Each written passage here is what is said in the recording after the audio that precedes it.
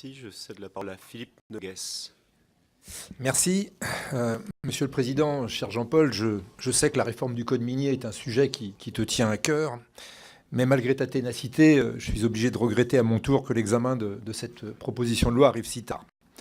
Alors permettez-moi quand même, chers collègues, de prendre l'exemple de ma région.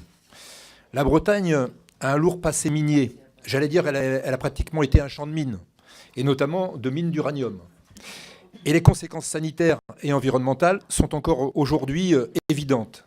Des gens sont morts des conséquences de ces mines. Les dégâts environnementaux pendant l'exploitation ont déjà été dénoncés et l'après-mine a été géré de façon absolument lamentable.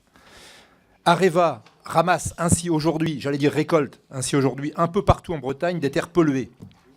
Mais pendant des années, ces sédiments ont servi à des constructions de toutes sortes. Des allées de jardin, des jeux de boules, etc.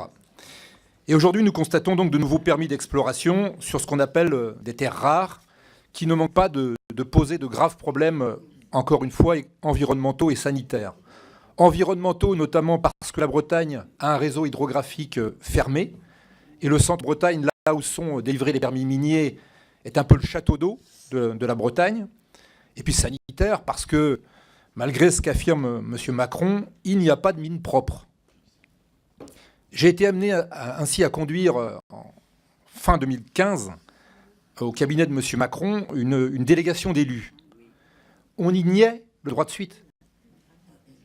On parlait de consultation de la population, alors que les élus concernés qui étaient là avaient été mis devant le fait accompli du fait d'informations pour le moins minimales et très tardives, et que la population ignorait alors là totalement. Je crois qu'il est donc urgent vraiment de réformer ce code minier obsolète et complètement dépassé et de le réformer pour qu'il soit réellement en conformité avec le code de l'environnement, sans parler de la COP 21. Et j'espère que les amendements que nous allons discuter nous permettront d'y parvenir. Merci. Merci.